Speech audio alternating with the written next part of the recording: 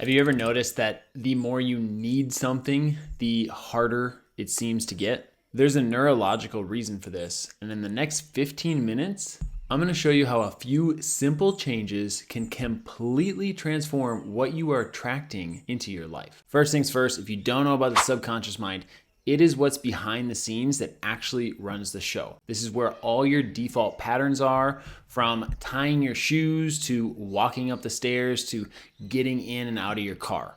You'll notice you don't have to think very much about those things because subconsciously you've got a program and you know exactly what to do. So the reason this matters is because your subconscious mind does not process negatives. And what that means is if you talk about the things that you don't want, I don't want it to be rainy outside. I really hope that this guy or this president doesn't get into power or do these things. All of that is actually more likely to create the thing that you don't want because the subconscious mind does not understand negatives. Anything that you are saying, you should be speaking about what you want, what you are for. Instead of saying, I wish it wasn't rainy, you would say, I want it to be sunny, or I command it to get sunny. That's a more advanced concept. I'll talk about that in a later video when we talk specifically about reality creation. Focusing on it being sunny as opposed to focusing on it not being rainy. They're two very different things and they will attract a very different outcome. So step number one, anytime you notice in your self-talk, you're talking about not getting something, that means we need to reframe it as a positive. And this happens almost every time when I'm asking people what do they want. They're like,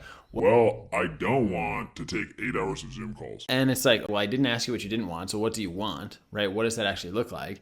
Then it turns out that it's freedom, it's whatever the case is. But you can see already there, for whatever reason, our instant reaction is to go to the negative and talk about what we don't want. Once we have that and understand that we need to switch it or state it into a positive tense, now we truly know what we want and we're speaking correctly to the universe to actually create it. The next thing I want to bring up is in your self-talk itself. So whenever you hear yourself saying, I need to, I should, I have to, you need to realize that the universe is going to take you at your word. So if you need to do something, you're probably not going to do it. You're going to probably continue to have the need to do it. We don't ultimately get the things that we need to do. And also you have probably programmed needing to do something with something that you don't like, needing to do homework. So let's remove I need completely. I should. This is very similar. You're probably not going to get it if you should do it. Again, I should do my homework. Oh, I should respond to that email or whatever.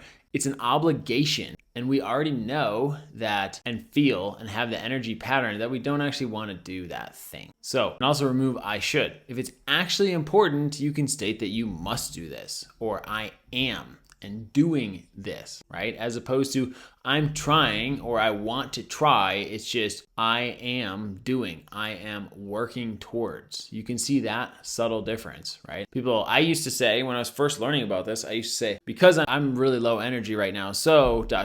When I was feeling sick, when I was traveling in Asia, I changed that to, and now I'm gaining more energy. And so it essentially describes the same experience, but it puts a way more impactful label on it. This sounds like it shouldn't be important, but it's very important. And the reason why is because your subconscious mind is always listening. Be careful what you feed it and understand that what you programmed your subconscious mind, you will get a direct result of that out. One last example that I think is really important. I was talking with my coach about wanting to be bigger. And he told me, be careful about wanting to be bigger because the universe is going to give you that. So you will have the perpetual need to want to be bigger, right? To want to gain more muscle. And so we just simply change that to I am getting bigger. I am growing. I am adding muscle. And that's exactly what I actually want to create. And that's what has come into my life. So now that you know what the subconscious mind is and what not to do, the next step is how do we reframe or repattern situations that we don't like? So you're going to notice you get thousands of thoughts every day. You're going to notice yourself thinking about or desiring the situation to be different. You're resisting the present moment. You're not accepting it. And you're saying, I wish, or you're saying, I don't want this to happen, or you're even thinking about the thing that you don't want to happen and worrying about it. So worrying is praying for what you don't want. So the more time you spend worrying about what happens if you run out of money and have to move back to your home country and live in your mom's basement or whatever, the more likely you are to get it. And so it makes no sense to spend any energy worrying or spending time in guilt or spending time in shame. And so instead, we can focus on, well, what would I need to do in order to have the result that I want? And ultimately, who would I need to become? And that's the be do have principle. I'll go into that in more detail at a later time.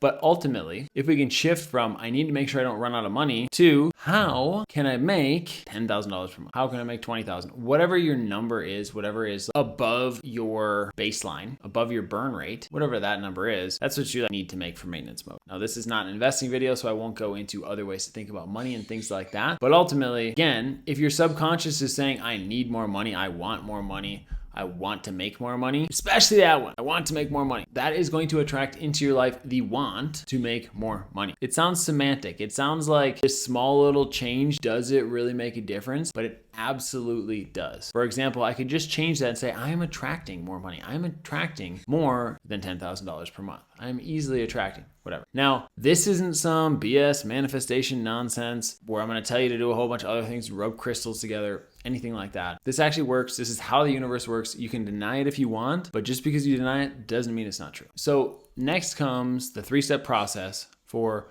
when you notice that you are thinking about something that is not what you want, because it's going to happen. I wish I could tell you that just stop thinking about that negative thing or stop thinking about what you don't want and you would stop.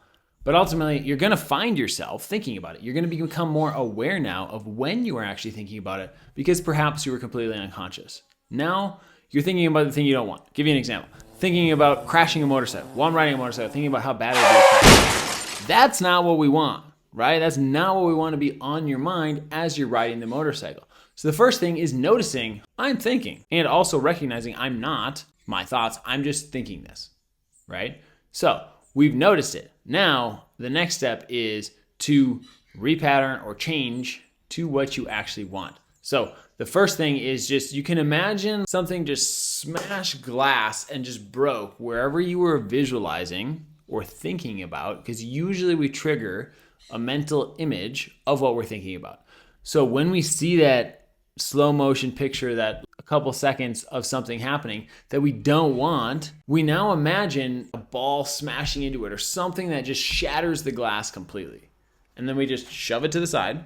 And the third step is to put in something that will imply what you want. So in this case of riding the motorcycle, visualizing arriving at home safely, taking off your helmet at home, putting the kickstand down on the bike, walking inside, bringing whatever you got from the store to your wife or to your family or whatever the case is.